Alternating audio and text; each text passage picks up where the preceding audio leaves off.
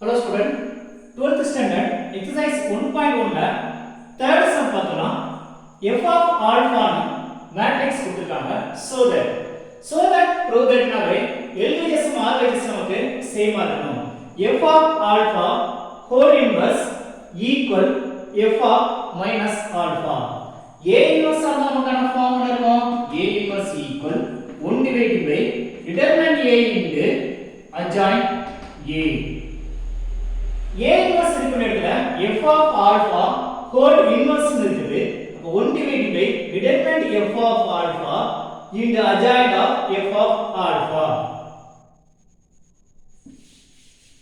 determinant f of alpha why first கண்டுபிடிச்சலாம் determinant f of alpha டைரக்ட்டா கண்டுபிடிச்சலாம் cos alpha of column and row போக remaining நமக்கு கிடைக்கும் cos alpha minus 0 0 க்கு simple கிடையாது plus R minus எப்படி தான் எடுத்துக்கலாம் நெக்ஸ்ட் இது பிளஸ் இது மைனஸ் இது பிளஸ் இது 0 கூட எதை மல்டிப்ளை பண்ணா 0 வரும் அது நமக்கு தேவையில்லை அடுத்து பிளஸ் sin alpha of அது நேரா உள்ள ரோவும் காலம் போயிடுச்சுனா remaining 0 plus sin alpha next cos square alpha plus sin square alpha cos square theta plus sin square theta உடைய value 1 f of alpha determinant f of alpha உடைய value 1 not equal to 0 ஆ கிடைச்சது a inverse determinant value நம்ம find பண்ணி கிடைக்கக்கூடிய value not equal to 0 வந்தா a inverse exist ஆகும் இங்க f of alpha whole inverse exist next adjoint a find பண்ணலாம் adjoint find பண்றதுக்கான formula cos alpha 0 sin alpha next 0 1 0 next minus sin alpha 0 cos alpha next first row பேருங்க cos alpha 0 sin alpha next second row 0 1 0 next first column cos alpha 0 minus sin alpha cos alpha 0 next second row second column 0 1 0 0 1 first row வையும் second first காலத்தையும் remove பண்ணிடுங்க remaining நம்ம cross multiply பண்ணும்போது கிடைக்கக்கூடிய value இதை இதோட multiply பண்ணுங்க இதை இதோட மல்டிப்ளை பண்ணுங்க நெக்ஸ்ட் இதை இதோட மல்டிப்ளை பண்ணனும் இதை இதோட மல்டிப்ளை பண்ணனும் நெக்ஸ்ட் இதை இதோட மல்டிப்ளை பண்ணனும் இதை இதோட மல்டிப்ளை பண்ணனும் மல்டிப்ளை பண்ணும்போது நமக்கு கிடைக்கக்கூடிய வேல்யூ வரும் cos alpha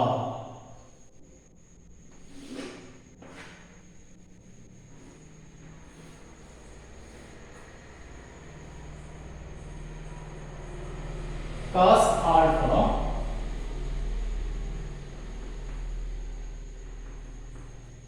minus 0 equal cos alpha next இதுவும் 0 ஆயிடும் இதுவும் 0 ஆயிடும் 0 minus 0 equal 0 next 0 0 minus sin alpha equal minus sin alpha next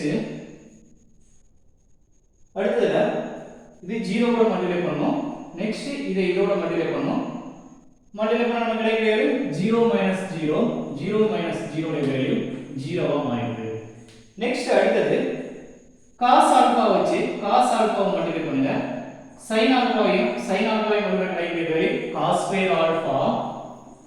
square alpha plus sin square alpha equal 1 next அடுத்தது cos alpha வச்சு மல்டிப்ளை பண்ண கிடைக்கக்கூடிய வேல்யூ 0 இதுவும் 0 ஆ மாறிடுது இப்போ 0 minus 0 உடைய வேல்யூ நமக்கு 0 ன்னு சொல்லி கிடைக்குது நெக்ஸ்ட் அடுத்தது 0 ஓட இத மல்டிப்ளை பண்ணா கிடைக்கக்கூடிய value 0 next 0 minus sin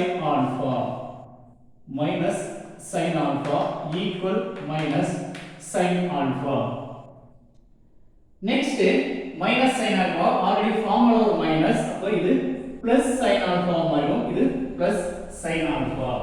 Next இங்க 0 minus 0. 0 minus 0 equal 0.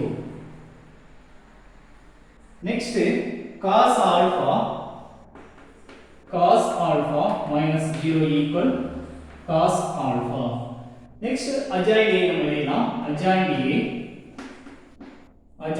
A cos alpha column wise ஆகுது row wise ஆகுது 0 minus sin alpha.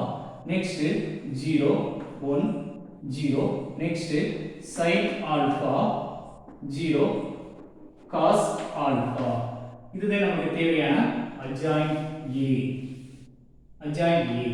LHS நமக்கு இருக்குது f of first equation நம்ம எடுத்துறோம் 1 in place. equation 1 in place. நமக்கு கிடைச்ச வெளிய வரும் f of alpha whole inverse equal 1 divided by determinant A. determinant A வெளிய வரும் நமக்கு 1 தான் கிடைக்கும். அப்போ 1 divided by determinant A 1 எழுதுனா ஒண்ணே எழுதாட்டா ஒண்ணே. next adjoint A எழுதுங்க cos alpha 0 minus sin alpha 0 1 0 sin alpha 0 cos alpha. இதுதான் நமக்கு தேவையான f of alpha whole inverse equation number 2 வச்சுக்கோங்க. next அடுத்தது f of minus alpha போயிடலாம். f of minus alpha னா f of minus alpha நமக்கு என்ன கிடைக்கும்னா வந்து f of minus alpha. இதுதான் நமக்கு தேவையான ஆன்சர். क्वेश्चनல ஆல்பா இருக்கிற இடத்துல மைனஸ் ஆல்பா அப்ளை பண்ணுங்க. cos of minus alpha. next 0 sin of minus alpha. next 0 1 0. next minus sin of minus alpha. next 0 cos of minus alpha. cos of minus theta sin of minus theta. cos of minus theta வந்து cos theta ங்க. sin of minus theta நமக்கு minus sin theta ன்னு தெரியும். Already எதுமே தெரியலனா equation number 2 என்ன இருக்குதோ அப்படியே எழுதிடுங்க. அதுதான் நம்மளுடைய ஆன்சரா கிடைக்கும். cos alpha 0 minus sin alpha. next 0 1 0. next sin alpha. next sin alpha 0 cos alpha. இது நமக்கு ஈக்குவேஷன் நம்பர் 3. next நம்மளுடைய ஆன்சர் கடைசி ஆன்சர் எழுதணும். ஈக்குவேஷன் நம்பர் 2, 3 implies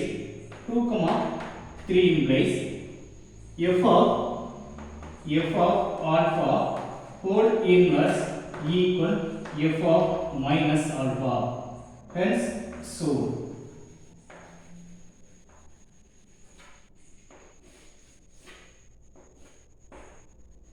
இத மறக்காம எடுத்துக்கிடுங்க. நமக்கு 1 மார்க் இருக்கு ஆன்சர் கீழ.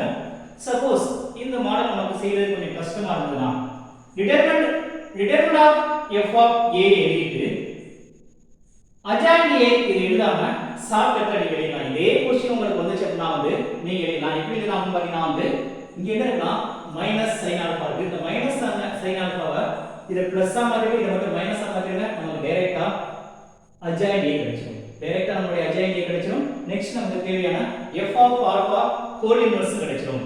இத சால்வ் பண்ணி வரதுக்கு நமக்கு வேல்யூஸ் வந்து ஆன்சர் கீழ மாறி கிடையாது. இந்த adjoint a க்கு next f of whole inverse next எடுத்துறக்கூடிய அந்த இது மட்டும் நமக்கு மாறி இருக்கும்.